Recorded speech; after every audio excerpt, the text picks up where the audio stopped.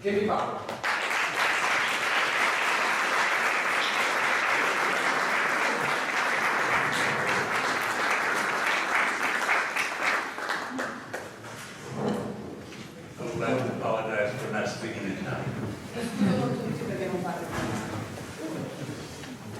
Noi non ci scusiamo invece, anzi siamo felicissimi che Kenny Barron sia qui a Torino ancora. Raccontavamo come è stato. Scusa, sì, grazie. Raccontavamo come è stato qui nel 2006 con il suo trio, poi è stato durante una precedente edizione del Torino Jazz Festival, mi pare che fosse il 2014, in duo con dei Volland, e adesso lo abbiamo di nuovo qui in trio per questo tour dell'80° e quindi lo consideriamo un amico del festival. Facciamo una breve conversazione con Kenny Barron e poi, se magari alla fine qualcuno del pubblico vuole approfittare della presenza di questo maestro del jazz per fare qualche domanda, penso che sarà piacevole anche avere una breve conversazione con il pubblico. Io vorrei parlare soprattutto di musica con Kenny Barron, ma non posso non fare la prima domanda. Kenny Barron è un pianista che viene da una città importante per la storia della musica, che è Filadelfia, in Pennsylvania. Noi in Europa e in Italia siamo abituati a pensare che New York sia stata la capitale del jazz, e per certi versi lo è, ma ci sono delle città che in certi momenti storici sono state altrettanto importanti, se non addirittura più importanti di New York. E negli anni 50, quando Kenny Barron è cresciuto musicalmente a Filadelfia, Filadelfia è stata una città straordinariamente ricca di talenti, da McCoy Tyner a John Coltrane, Archie Sheppard, moltissimi musicisti importanti di quella che allora si chiamava la scena dell'hard bop, erano di Filadelfia. E vorrei chiedere a Kenny Barron che cosa c'era di così speciale a Filadelfia per avere così tanti grandi musicisti, tra cui anche lui, quando lui era giovane.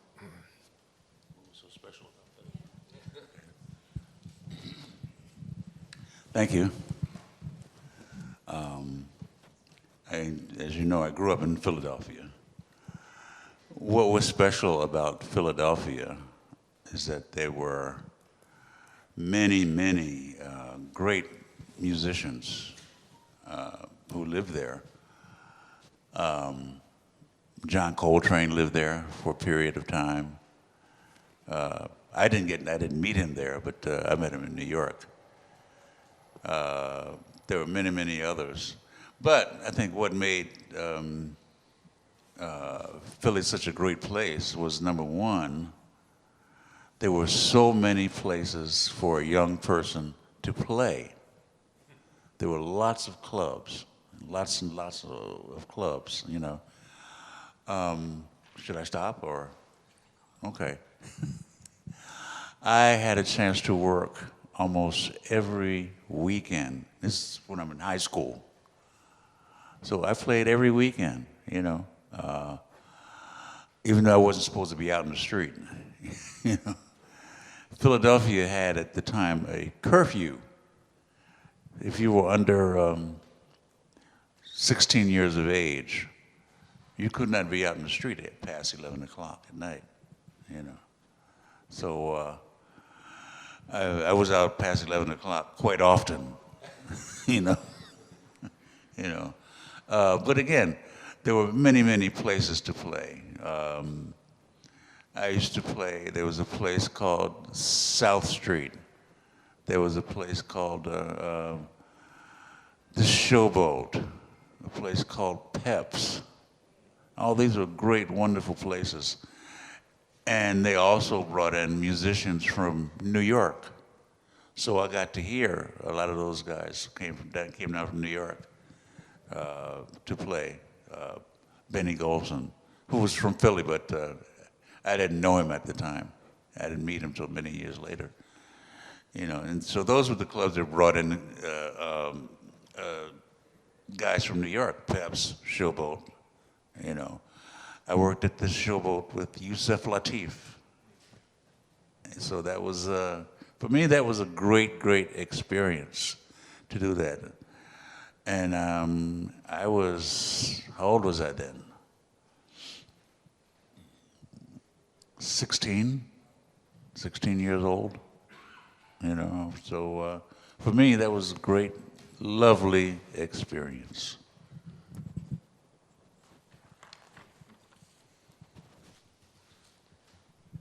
Grazie a tutti, io sono cresciuto a Filadelfia. Cosa c'è di così speciale in Filadelfia? Beh, tantissimi grandi musicisti vivevano lì, ad esempio John Coltrane tra gli altri. E trovo che Filadelfia fosse davvero meravigliosa, e prima di tutto perché c'erano dei posti straordinari per suonare, c'erano davvero tantissimi club.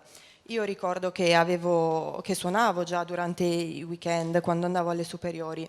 Pensate che a Filadelfia c'era il coprifuoco e non si poteva uscire dopo le 11 di sera, cosa che io facevo regolarmente. C'erano dei posti davvero bellissimi dove suonare, come vi dicevo. Uno si chiamava South Street, l'altro The Showboat, poi ce n'era un altro che si chiamava Peps. E la cosa bellissima era anche che c'erano vari musicisti da New York, e ad esempio Benny Golson, che all'epoca non conoscevo e che poi incontrai diversi anni dopo. Tra l'altro allo Showboat suonai anche e conobbi Yusef Lateef, quindi per me gli anni a Filadelfia sono stati davvero fantastici. Kenny Barron, Filadelfia non solo aveva dei grandi musicisti, ma aveva anche dei grandi insegnanti, cioè c'erano anche musicisti in grado di insegnare. Tu ne hai incontrati alcuni. Come hai studiato? Qual è stata la tua formazione? Where did I study? Well, I didn't study at a university. I had private teachers. My very first teacher was actually a neighbor who lived across the street. And her name was, she's an older woman, Mrs. Reed, Mrs. Harriet Reed. And as it turned out, she was the teacher of the pianist Ray Bryant. And I didn't know that at the time until she told me. You know, she called him Raphael. That was his name, Raphael Homer Bryant. You know, and then I studied with. Next teacher was actually Ray Bryant's sister, Vera Bryant, who was the mother of Kevin Eubanks and the Eubanks sons, boys. She's their mother. So it's good lineage there, you know. Yeah. So she was a great teacher. She wasn't a jazz teacher. She's classical and gospel. That's what she played. She played in church and she studied classical piano, you know. But those were my two primary teachers. After that, it was listening to records. And probably the first big influence I had on jazz piano, I heard in junior high school, was Tommy Flanagan. I heard Tommy Flanagan on a recording with Miles Davis and Sonny Rollins. And one of the things that got me, that attracted me to his playing, first of all, was his touch. He had a very light, gentle touch. And his ideas, they just flowed like this, you know, like that.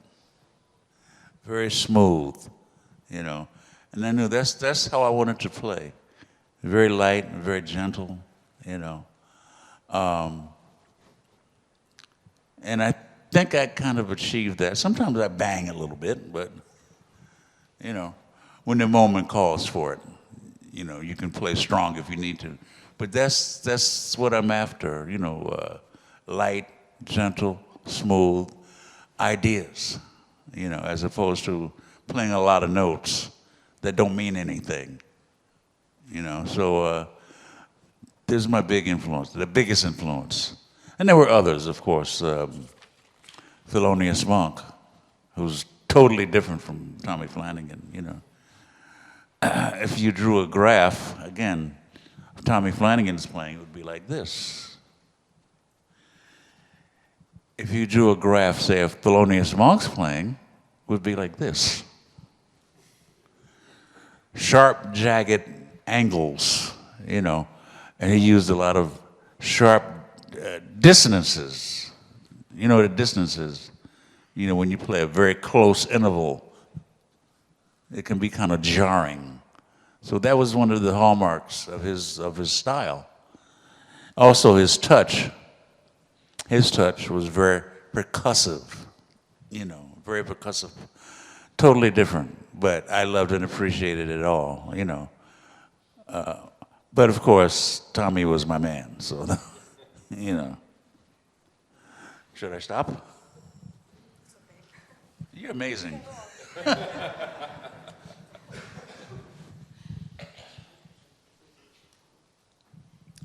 Non ho studiato all'università, ho avuto insegnanti privati, se così si può dire. La mia primissima insegnante è stata una vicina di casa, che abitava proprio di fronte a me, Mrs. Reed. E tra l'altro poi ho scoperto che lei aveva insegnato anche a Ray Bryant, cosa di cui non avevo idea all'epoca. E dopodiché ho studiato anche con Vera, la sorella di Ray Bryant, che poi era anche la madre degli Eubanks Boys, quindi immaginate un po' che situazione c'era all'epoca. Lei però non era un'insegnante jazz, era un'insegnante classica e gospel, infatti suonava in chiesa. E poi la mia altra educazione, istruzione sono stati i dischi.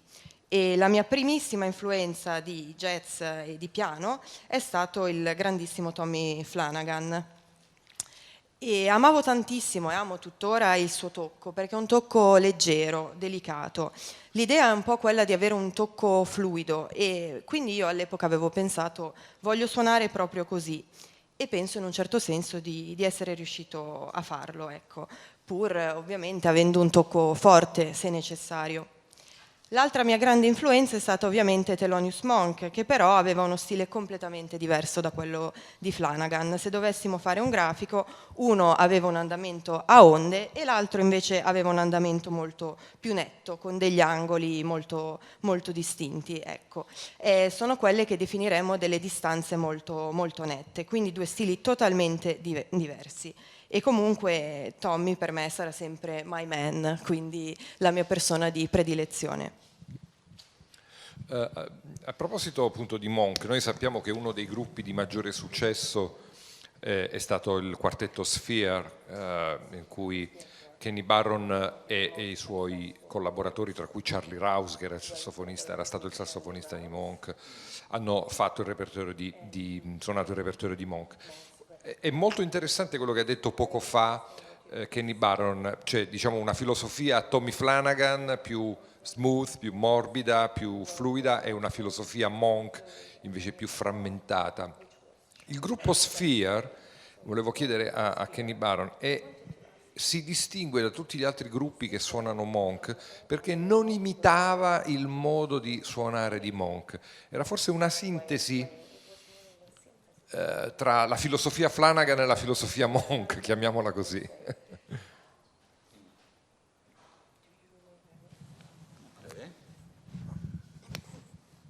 Well, one of the things we set out to do, or one of the things we did not want to do, is imitate Thelonious Monk. It would have been silly anyway to try and do that, you know.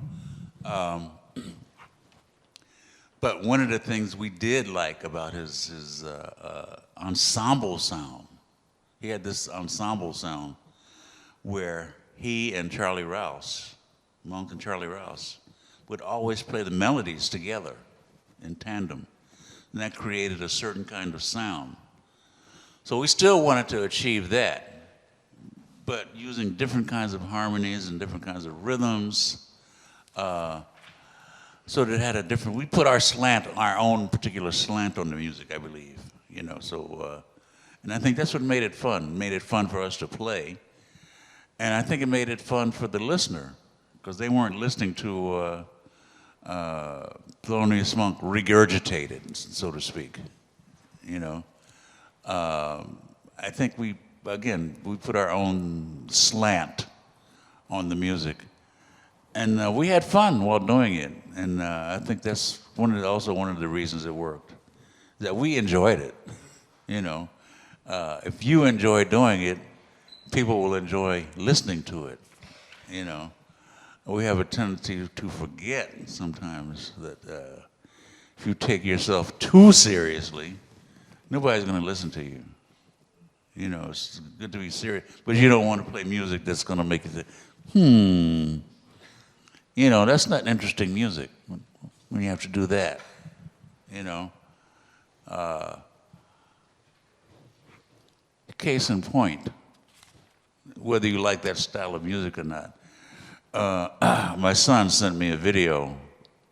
He went to hear Kenny Garrett the other night at the Blue Note in New York. And he sent me a video just to check it out. And those people were having so much fun. You know, not just the band, but the audience as well. They were really enjoying it. I think it's important to have fun. You know, it's about enjoying yourself as much as possible and trying to create a space for the audience to enjoy themselves, you know. Sometimes I may miss the mark because I'm not a happy-go-lucky guy. That's not me, but still, I want to have fun. You know, guys want to have fun too, you know. You know. Anyway, okay.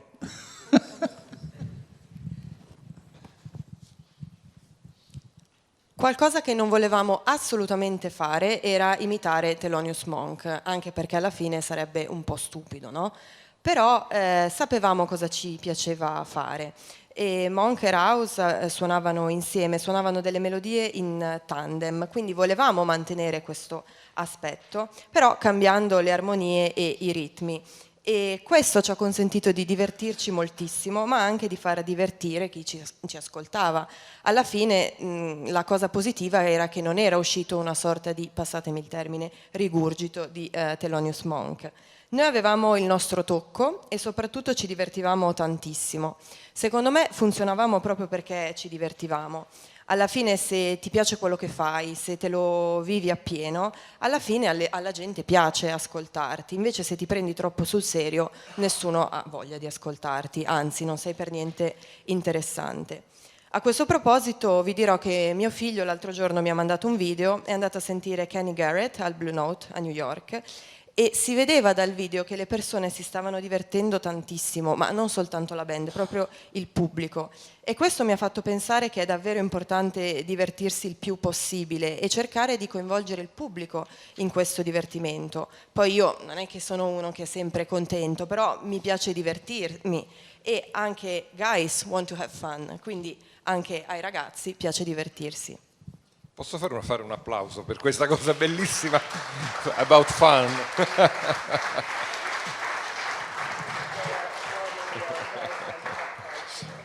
Mi chiedo se questa non sia una eredità della lunga esperienza con Dizzy Gillespie. Cioè fare grande musica e al tempo stesso divertirsi e far divertire.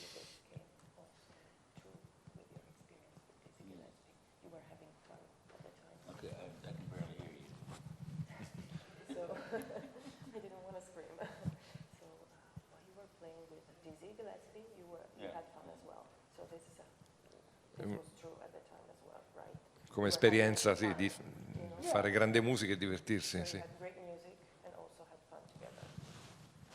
Well, I think I was having fun.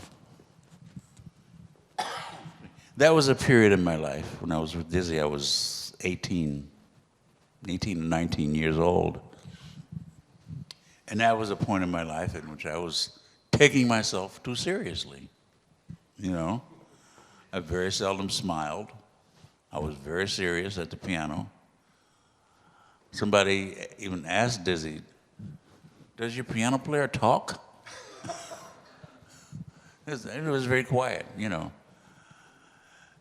And one of the reasons may have been we had to wear these outlandish uniforms, powder blue tuxedos, you know, stuff like that. And then, oh, I hated it, you know. And I guess what really got me was we were doing a television show, and a very well-known show in the States, Mike Douglas TV show. So we decided we had a powder blue tuxedo with a stripe going down here, and I hated that, boy, with a passion, you know. And when I got in the elevator operator had on the exact same thing, the exact same suit with a cap. So then we decided to tell Dizzy, we need to just buy some regular suits, you know. Uniforms sometimes, you know, outlandish uniforms. You know, we had a powder blue, we had a green one, and one regular tuxedo. Tuxedo was okay, but the lime and powder blue, you know, that was one of the reasons I was very, very quiet. You know, I just didn't feel like hanging out or, you know.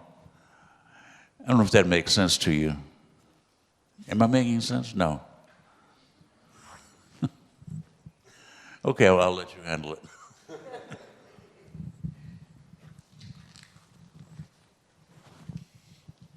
Sì, sicuramente durante il periodo con Dizzy mi sono divertito, avevo 18-19 anni, però vi confesso che all'epoca mi prendevo un po' troppo sul serio. Ero molto serio, sorridevo poco, tant'è che qualcuno chiese a Dizzy, ma il tuo pianista parla? Perché stavo sempre zitto sulle mie. Secondo me il problema era che dovevamo indossare questi completi orrendi, blu cenere, io li detestavo e mi ricordo che una sera eravamo ospiti di un TV show che si chiamava Night Show with Mike Douglas e avevamo queste solite divise che ci costringeva a mettere, che io odiavo con tutto me stesso, ne avevamo una blu cenere, una verde e mi ricordo che in ascensore la persona che gestiva l'ascensore aveva questa stessa divisa, semplicemente aveva un cappello in più. E quindi quello è stato il momento in cui abbiamo deciso di dire a Dizzy, ti prego, compriamoci dei nuovi completi, perché questi sono vecchissimi e orrendi. E secondo me è per questo che mi prendevo così sul serio e uscivo anche di meno, perché ero costretto a vestirmi in questo modo. Non so se ha senso per voi, però per me ha totalmente senso. Torniamo a un'altra figura importante nella vita e nella carriera di Kenny Barron, che è Yusef Lateef. Yusef Lateef è stato non solo un grandissimo musicista, un polistrumentista con una visione molto ampia della musica che è andata ben oltre il jazz, che abbracciava le musiche di altri paesi, di altre culture, è stato uno dei grandi musicisti che ha portato la cultura orientale nel jazz, ma è stato anche un importante teorico, è un importante artista che ha riflettuto sugli aspetti teorici, armonici, modali dell'improvvisazione. E Kenny Barron ha avuto la fortuna di incontrarlo e ha avuto, come dire, un'influenza molto forte su di lui, se ce la può raccontare.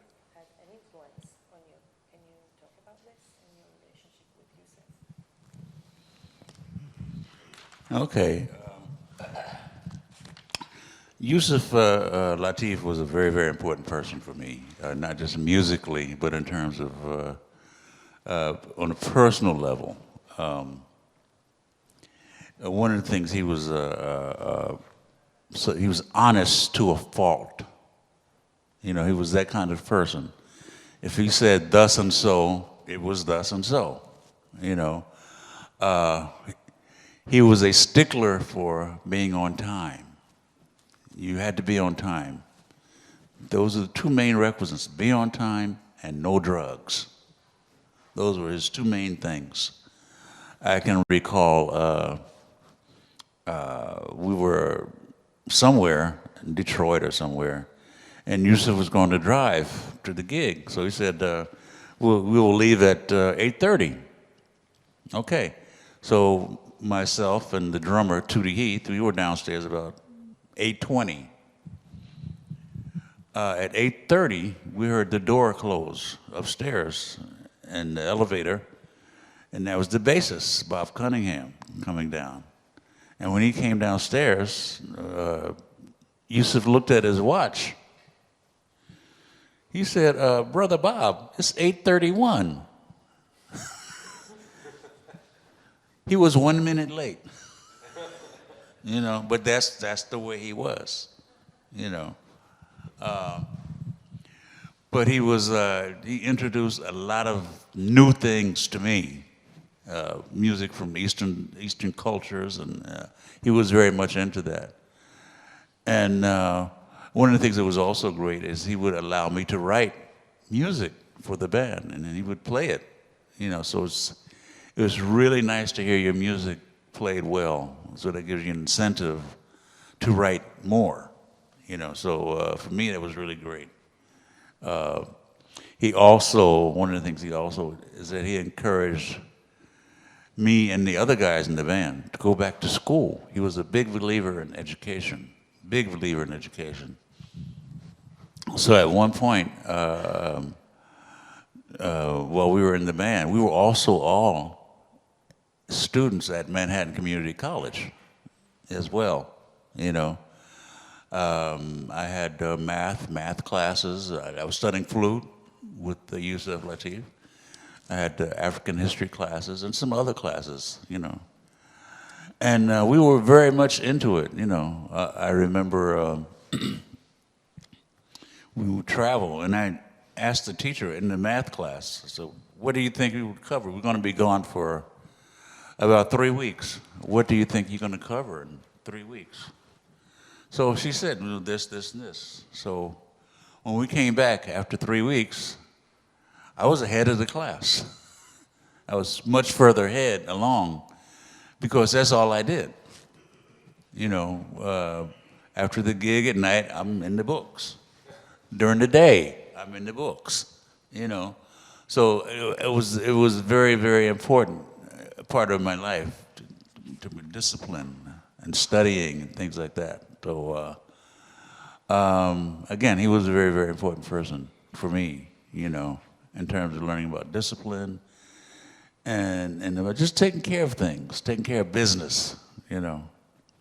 Okay.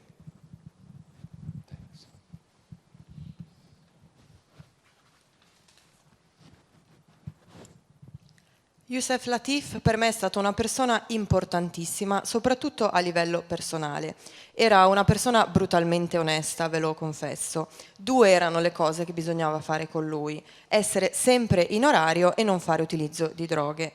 Mi ricordo che una volta, mi pare fossimo a Detroit, e dovevamo spostarci per andare a un concerto alle ore 8:30. Ricordo che io mi trovavo nella hall alle 8:20, mentre alle 8:30 ancora non era arrivato il bassista Bob Cunningham.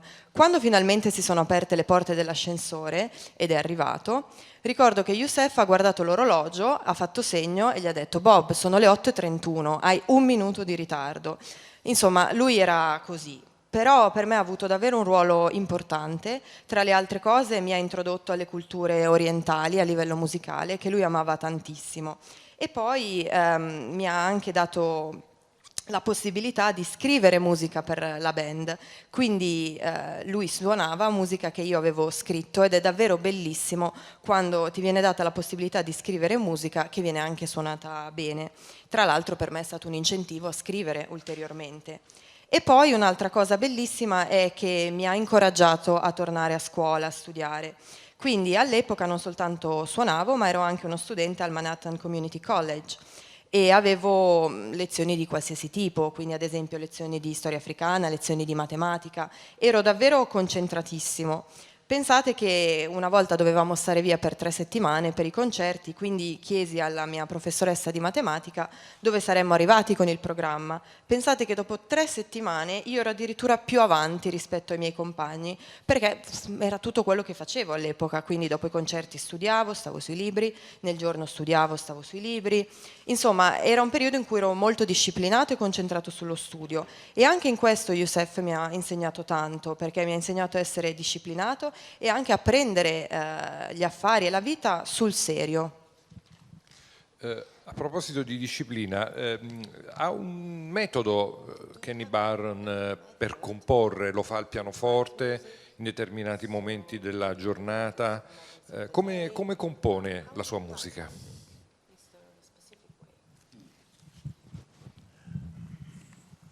That's an interesting question. How do I write music? Well, one of the things I cannot do, I cannot say, it's 5 o'clock, time to write music. I can't do that. Nothing will come out, you know. So, for me, it's more about just inspiration of the moment, you know. I sit down at the piano and noodle, and I'll find something. So I like this idea, I like that idea, and I can build upon that, you know. That's why I'm always in awe of people who write for films and people who, because they write on a timeline. They have to, you know. Benny Golson was telling me when he was writing music, when he was in California, somebody would call you 2 o'clock in the morning. Oh, we need this score by 8 o'clock in the morning. Eventually, he gave up. It was just too much, and I think that kind of killed Oliver Nelson, the saxophonist, who was also doing a lot of writing for Hollywood and movies and things like that. It was just too much, having to follow that timeline, the schedule all the time, so that wouldn't be for me. I couldn't do that. But in response to how do I write, I just write whatever I feel, and sometimes I just, like I said, I sit down at the piano, and sometimes I'll just find things, and I can build upon that, For me, that's the easiest way. For me, that's what works for me, I think I've written well over 100 songs. You've probably never heard them, but many of them have been recorded, so I'm very happy about that. I get nice checks from BMI, and so that's a good thing.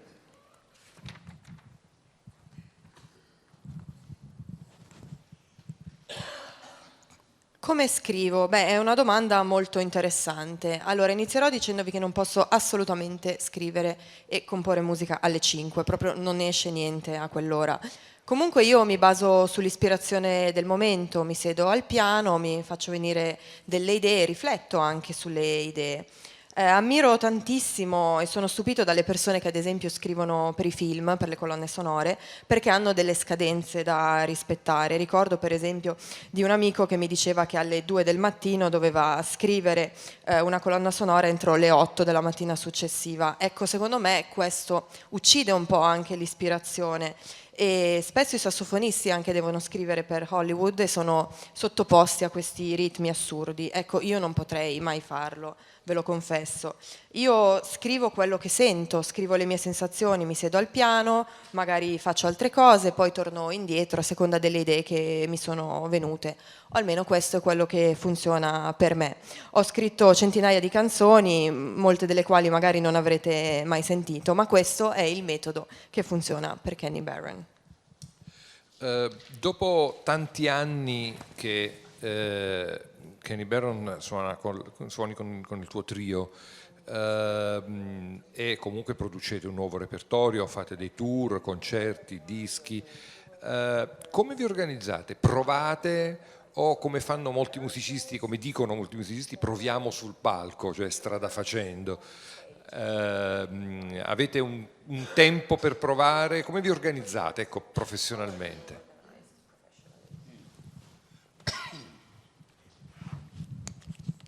Well, we do rehearse, especially if there's new music. We definitely rehearse. Where?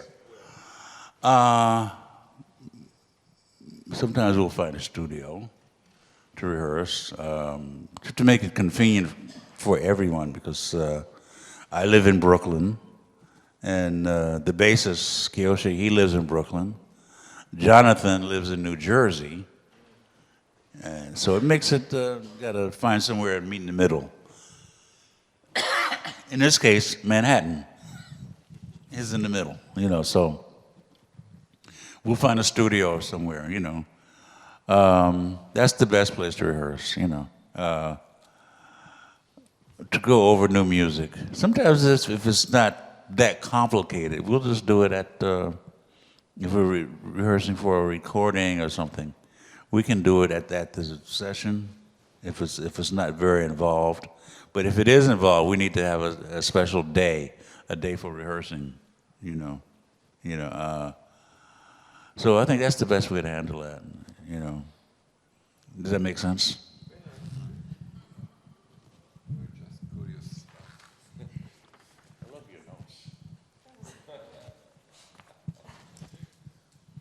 Sì, indubbiamente facciamo delle prove, talvolta sono in studio e bisogna un po' capire ovviamente qual è un posto che vada bene a tutti. Ad esempio io vivo a Brooklyn, il bassista vive a Brooklyn, però Jonathan ad esempio vive nel New Jersey, quindi ovviamente capite bene che dobbiamo trovare un posto che si adegui a tutti. In questo caso è Manhattan, perché sta in mezzo. E non è poi così complicato, ovviamente poi ci sono delle situazioni in cui per motivazioni esterne dobbiamo fissare una giornata speciale, ovviamente per le registrazioni. Allora, ci avviamo verso la conclusione di questa conversazione, però ho ancora un paio di domande per Kenny Barron. Una è, devo dire, molto personale. Io credo di aver, forse per la prima volta, conosciuto a fondo la musica di Kenny Barron ascoltandolo da giovane dal vivo, con quella straordinaria esperienza è stato il quartetto di Stan Getz. E quindi gli chiedo se ci può raccontare qualcosa della sua relazione con Stan Getz, che penso non fosse un uomo facile, io non l'ho mai conosciuto, non l'ho mai incontrato, ma credo che quel quartetto sia rimasto nel cuore di molti ascoltatori e quei dischi sono tra le esperienze d'ascolto più straordinarie del jazz degli ultimi 40 anni. Così se ci può raccontare qualcosa su quell'esperienza. Okay, when I first met Stan, he called me. He was living in California. He called me to take Chick Corea's place with a band called Captain Marvel, with Stanley Clarke and Tony Williams. And we were playing all of Chick's music. So it was a fun experience. It was only for maybe 3 weeks. We played a couple of concerts in North Carolina somewhere, and so it was really a great experience, And then I didn't hear from him anymore for a while. He had taken a teaching position at Stanford University in California.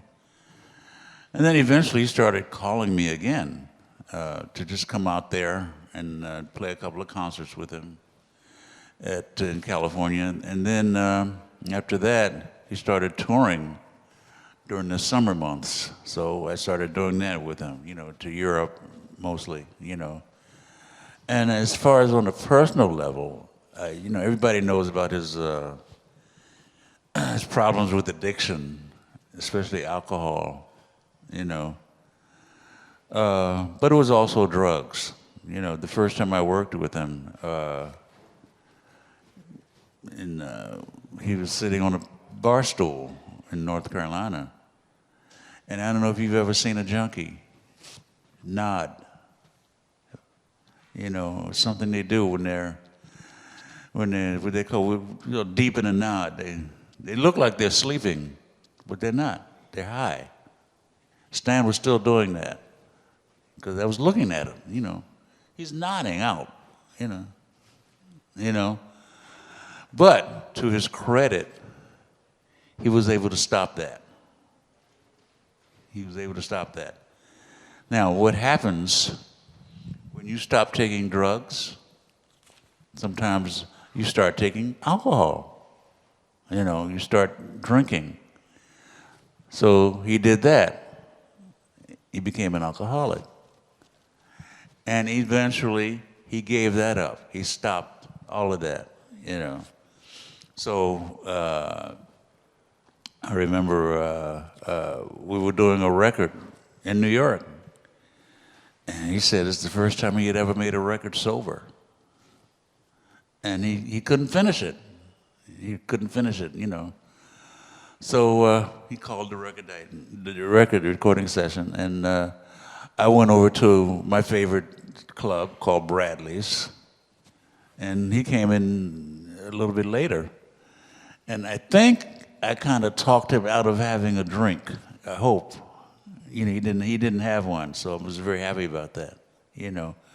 But again, sometime later, one of the things he did was, you know, you have to go through this 12-step program with the alcoholics, and you have to make amends to all the people you've hurt.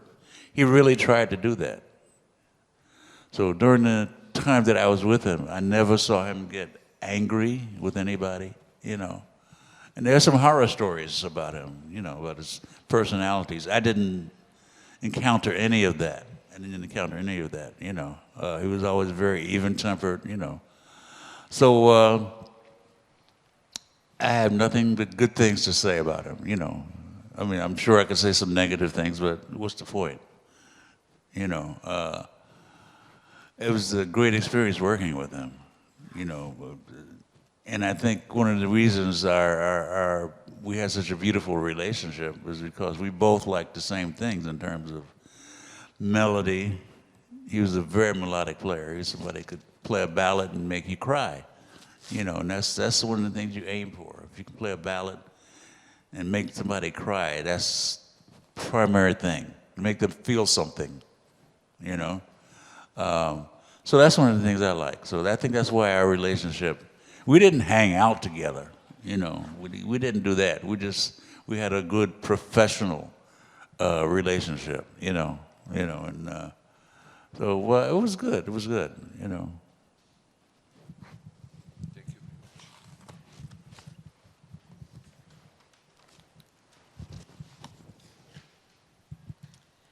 Per quanto riguarda appunto il mio rapporto con Stan Getz, mi ricordo la prima volta che lo incontrai. Mi aveva chiesto di sostituire Chick Corea in una band che si chiamava Captain Marvel, che era costituita da Stanley Clarke e Tony Williams, per 3 settimane, e suonammo nel North Carolina principalmente, e suonavamo la musica di Chick Corea all'epoca appunto. Dopodiché non l'ho sentito per un po', anche perché aveva accettato un posto alla Stanford University in California, aveva iniziato a insegnare. Dopodiché, passato un po' di tempo, mi ha chiamato, ci siamo risentiti e abbiamo fatto qualche concerto insieme in California e poi un tour estivo in Europa.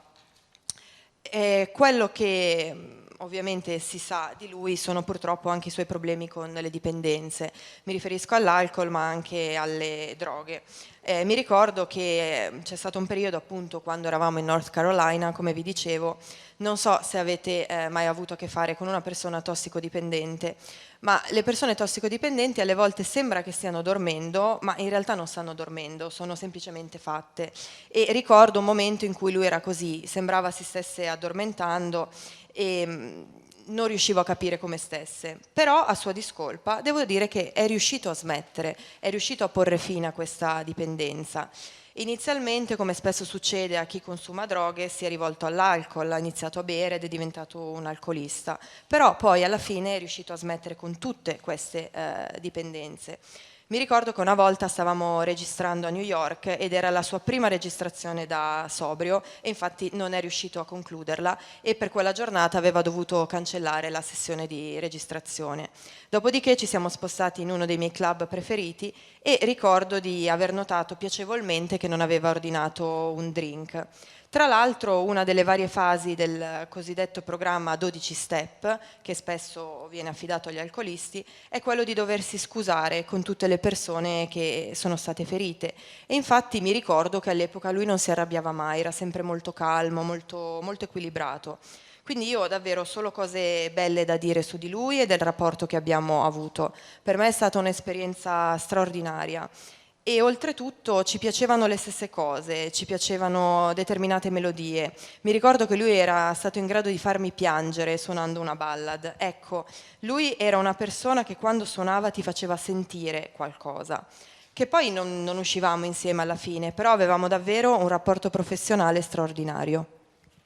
L'ultima domanda, Kenny Barron.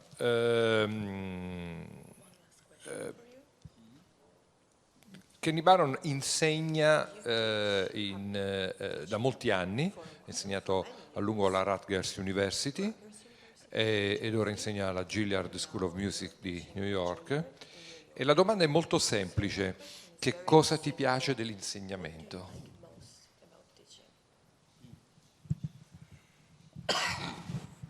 Well, I don't teach anymore.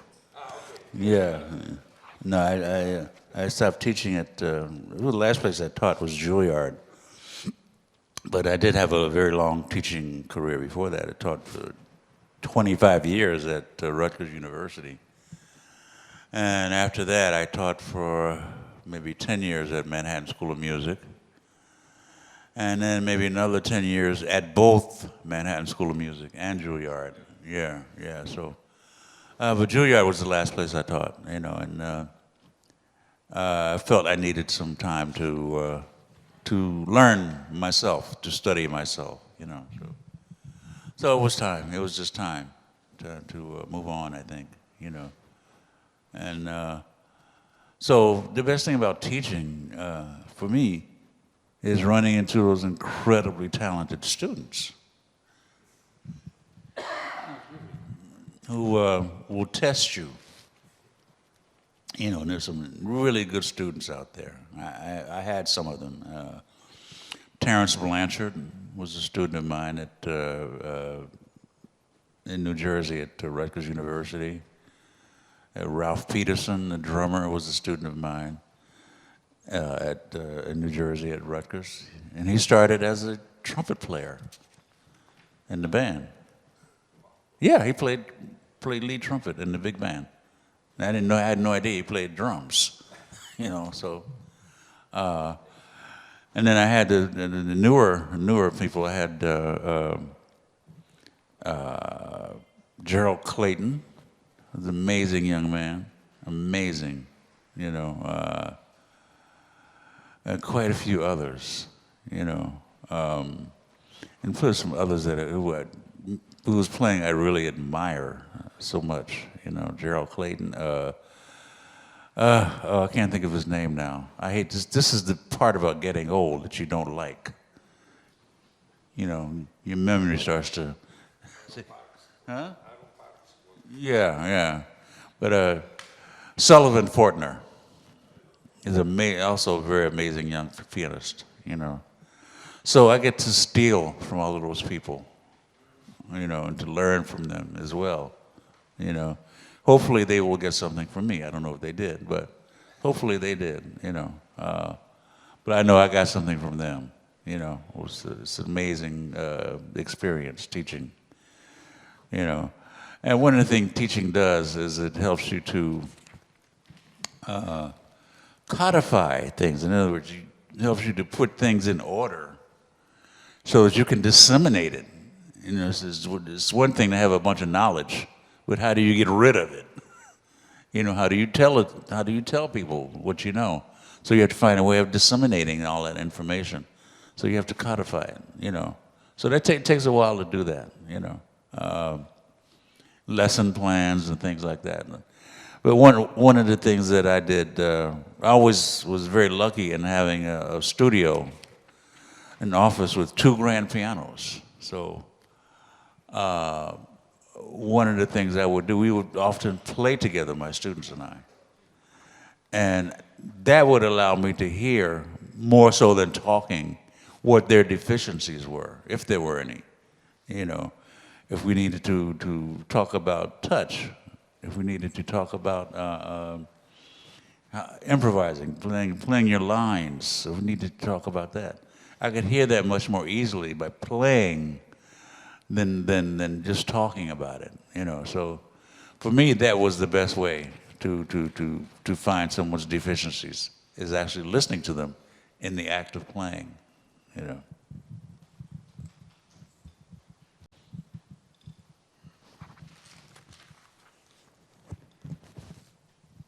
Al momento non insegno più, la mia ultima esperienza è stata appunto alla Juilliard e comunque sì, sicuramente ho alle spalle un lunghissimo percorso come insegnante, 25 anni alla Rutgers University nel New Jersey, poi ho insegnato alla Manhattan School of Music, alla Juilliard e poi c'è stato un periodo in cui insegnavo in entrambe.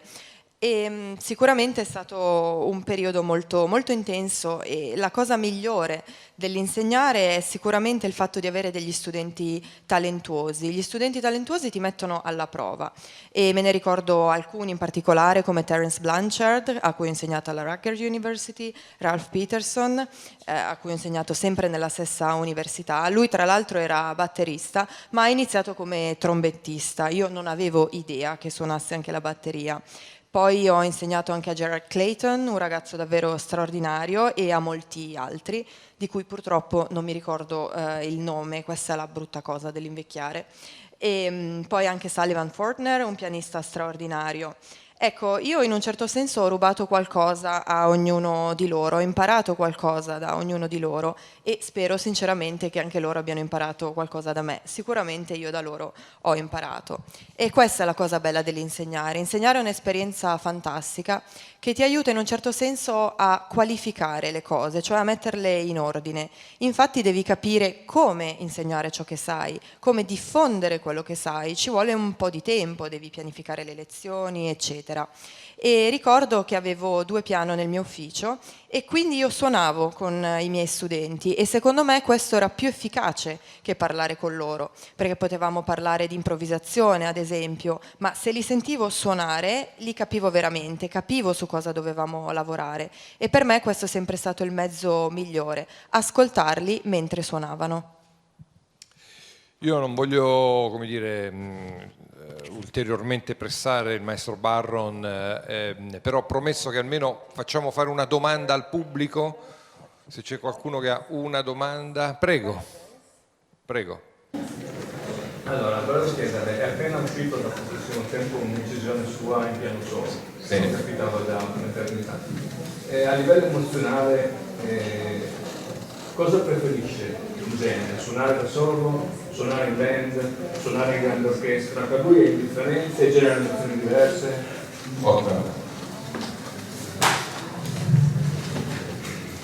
Okay, that's an interesting question.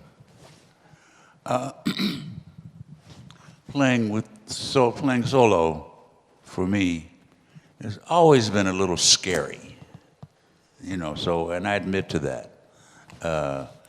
You know, she plays solo, and the first couple of choruses, your stomach is tied up in knots, you know. But that's a good thing. It shows that you care, you know. I love playing with the trio and a quintet that I have, which is with the trio. It's a lot of fun, but I also have a quintet. We only work twice a year, or 2 weeks out of the year, and at the Village Vanguard in New York around Christmas time. And the quintet has Dana Stevens, tenor saxophone, and Mike Rodriguez on trumpet, and Kiyoshi and Jonathan. And there I get to utilize I get to deal with my compositions much more. My compositions and arranging much more, you know.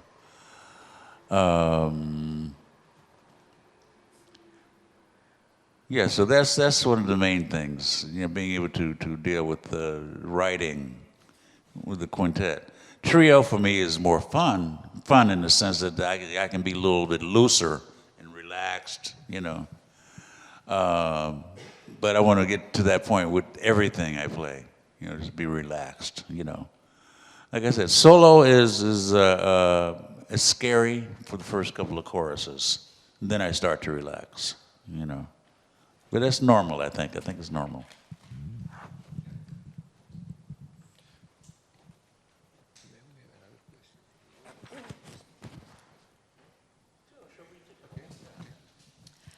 Grazie per la domanda, molto interessante. Allora, quando suono in solo è spaventoso, diciamo così. I primi momenti ho sempre lo stomaco chiuso, però è anche l'aspetto più interessante, l'aspetto più bello, significa che mi importa alla fine. Mentre quando suono in trio o in quintetto è diverso. Con i trio mi diverto sempre moltissimo. Con i quintetti invece ho modo di suonare 2 settimane all'anno circa nel periodo di Natale ed è il momento in cui mi concentro di più sulla composizione, sugli arrangiamenti. Quindi risponderei che con il quintetto è più una questione di scrittura e composizione, con il trio invece mi diverto, sono più rilassato, anche se insomma si dovrebbe arrivare a un punto in cui si è rilassati in qualsiasi momento. Però ovviamente quando suono in solo ho un inevitabile stress, ma credo sia normale. Kenny Barron ha detto che possiamo, cioè, se vogliamo fare un'altra domanda dal pubblico. Sì, Giulio, c'è anche una persona. Ok, prego Giulio. La mia domanda è questa, che lui suona con Dado Moroni e volevo fargli una domanda appunto sui musicisti italiani. Io mi ricordo che appunto lavoro con Kenny da tanti anni, che a Verona con Barry Harris, con cui lui aveva inciso Confirmation del 99, gli chiese Barry Harris di suonare con lui, e c'era il trio con Victor Lewis e Yoshi, e Barry Harris portò sul palco 2 giovani musicisti italiani, uno si chiama Luigi Grasso e l'altro Pasquale Grasso, che avevano, mi sembra Pasquale 12 e l'altro 14, e se si ricorda questa cosa qua, e cosa pensa dei jazzisti italiani, partendo da Dado, con cui suona spesso in duo.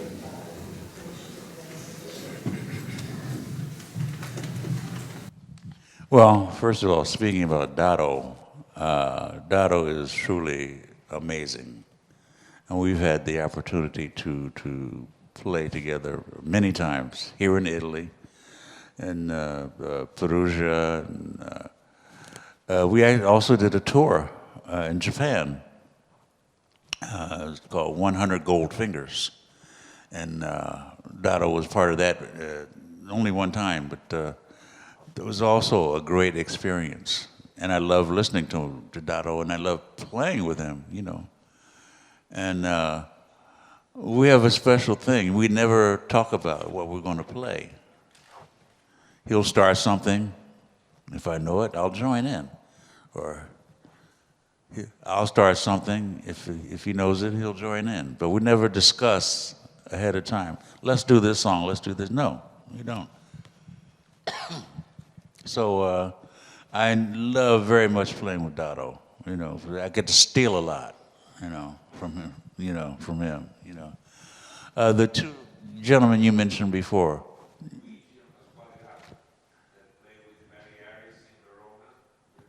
I think of it, yeah. They're very young. Yeah. Yeah, they're very young. But, yeah. But it just goes to show you, you know, that the music is there at whatever age, you know. I heard this young kid, a pianist, I forget his name, you know, but he was like, well, there's the guy from Bali, Joey Alexander. I mean, I heard him when he was, 12, and I couldn't believe it, you know. So the music is there, you know. And if there's interest, it'll show up. It'll show up, you know. I'm glad there are so many young people listening to the music, you know. My only concern is that they get into the music for the right reason, you know. And it's not about fame or fortune. It's about, I'm doing this because I love the music. I hope that's what it's about, you know. You want fame and fortune, be a rapper, you know. And then that doesn't last very long unless you're smart, you know. Yeah, just make sure if you're playing jazz, you're doing it for the right reason, you know, because you love the music. I think that's terribly important, for me anyway.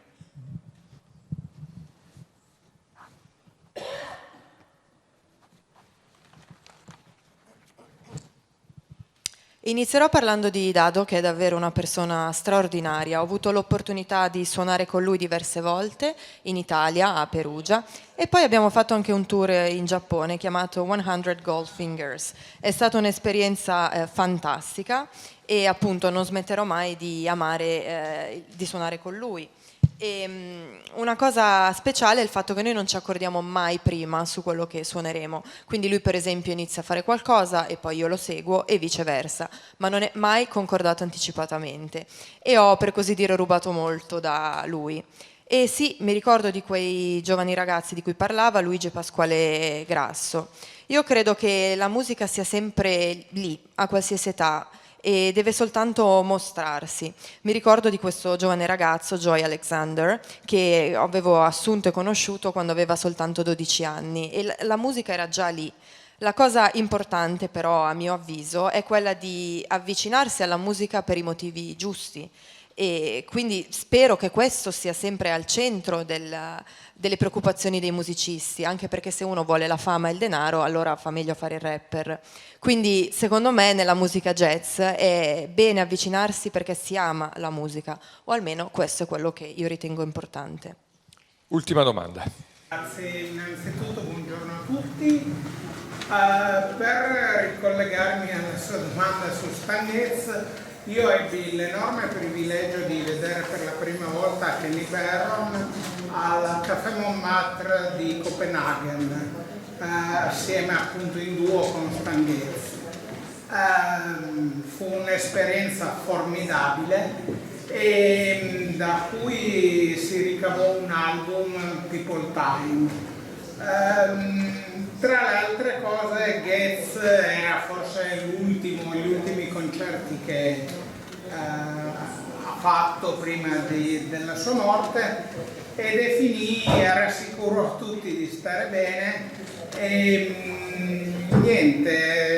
definì il signor Kenny Barron il suo pacemaker naturale.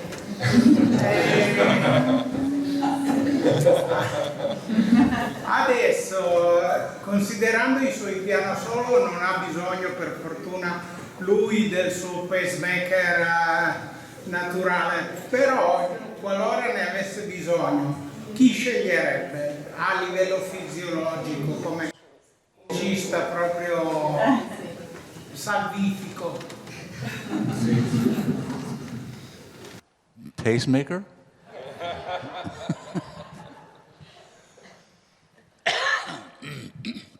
I don't know who that would be. I really don't. But there's so many people who whose music I love. You know, I can't even begin to name names now. But whose music I listen to, and it uplifts me. You know, so it's just this music does that to me. Period. Music does that to me. Period. You know, and it's not just jazz. You know, not just jazz. You know, it's all kinds of beautiful music does that. You know. Oh yes, very much so. I listen to classical music. I love Brazilian music. I love world music, you know. So, and as you get older, one of the things you realize in the Western Hemisphere, there are only 12 notes, no matter what you play, no matter what style you play. There are only 12 notes, the same 12 notes. So you got to do something with those same 12 notes, you know? So that's asking a lot for 12 notes, you know? But, okay, that's all I'm going to say on that.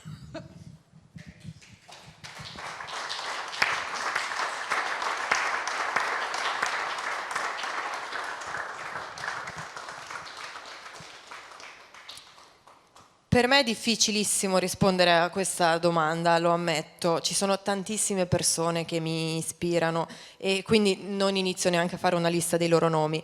Però quello che vi posso dire è che la musica mi fa questo effetto, è la musica che mi rende felice, punto. È la musica, non soltanto la musica jazz. Ovviamente mi riferisco alla bella musica. Io non ascolto soltanto musica jazz, ascolto anche musica classica, musica brasiliana, musica da tutto il mondo. E man mano che si invecchia ci si rende conto, nell'emisfero occidentale, che ci sono soltanto 12 note. Indipendentemente da quello che si suona o dagli accordi, sono sempre le solite 12 note. E insomma, è chiedere tanto, no? Da quelle 12 note. Thank you, Kenny Barron.